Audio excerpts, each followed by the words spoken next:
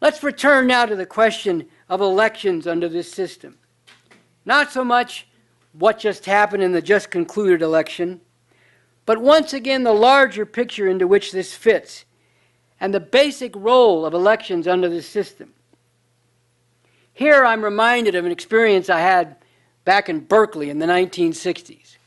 I was a student at Berkeley, and then I dropped out to become a political activist, and soon, although I didn't know it right then, was to become a revolutionary and a communist. But as a political activist, I went back to Berkeley, and I walked onto the campus one afternoon to meet with some people politically, and I noticed that besides the usual knots of people arguing politically, there was another group off to the side where a lot of commotion seemed to be going on. And I walked over to see what this is about, and it turned out that there was a guy there doing the Three-Card-Monte hustle.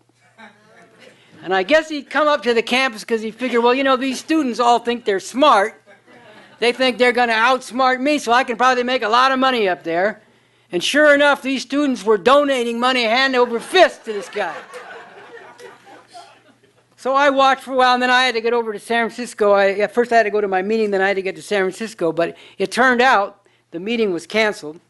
So I got on a bus to go to San Francisco. Didn't have my car that day.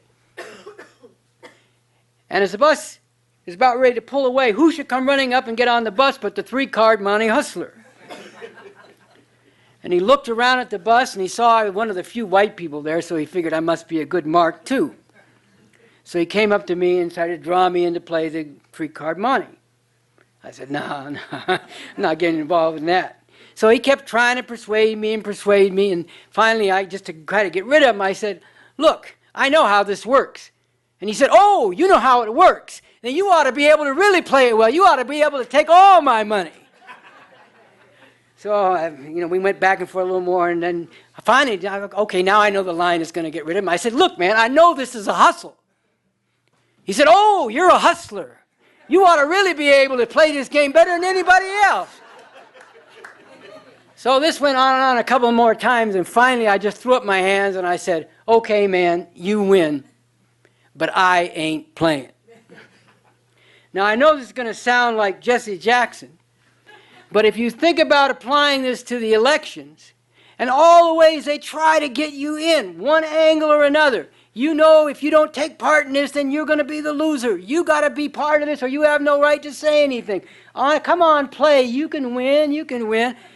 So I have to say a little bit like Jesse Jackson, if you play, you think you choose, but when they get you to play, you lose. If they draw you in, they win.